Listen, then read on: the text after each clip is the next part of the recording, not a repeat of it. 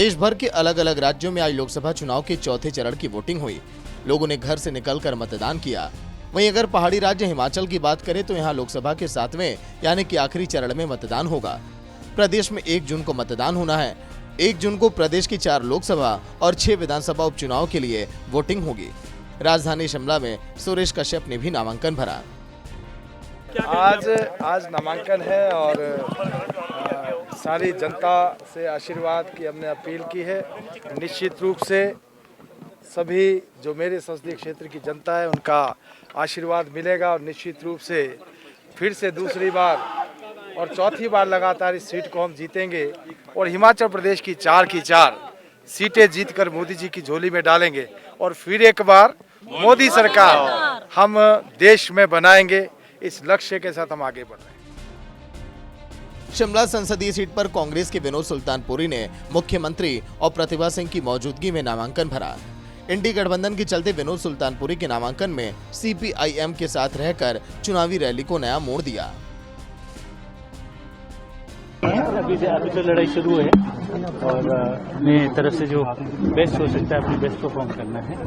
लोगों के मत को हमें मेहनत करते हुए उनके दिल को जीतना है, उस पर काम कर रहे हैं। नामांकन के बाद सीएम सुखविंदर ने कहा कि नेता प्रतिपक्ष जयराम ठाकुर का मैथमेटिक्स कमजोर हो गया है।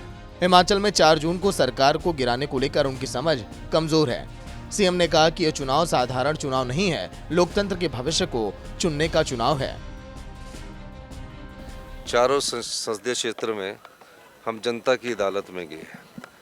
ये चुनाव कोई साधारण चुनाव नहीं है।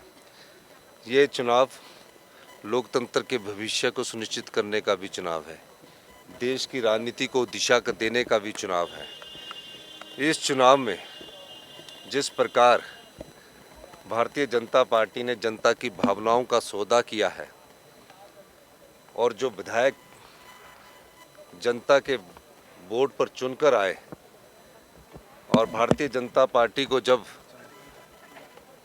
जनता ने नकार दिया तो 14 महीने पुरानी सरकार को वोट के दम पर सत्ता हासिल ना कर सके, नोट के दम पर सत्ता हासिल करने की कोशिश की और किसी न किसी तरह से जो आम लोगों की सरकार है, जिसमें आम लोगों से संबंधित योजनाओं को हमने पूरा किया, उसको गिराने की जो भारतीय जनता पार्टी ने कोशिश की, हम जनता की अदालत में उसको रख रहे हैं। हिमाचल का चुनाव इस बार बेहद दिलचस्प हो चला है। सभी नेताओं की किस्मत का फैसला 4 जून को होगा। शिमला से अरुण उनियाल की रिपोर्ट, सूर्या समाचार।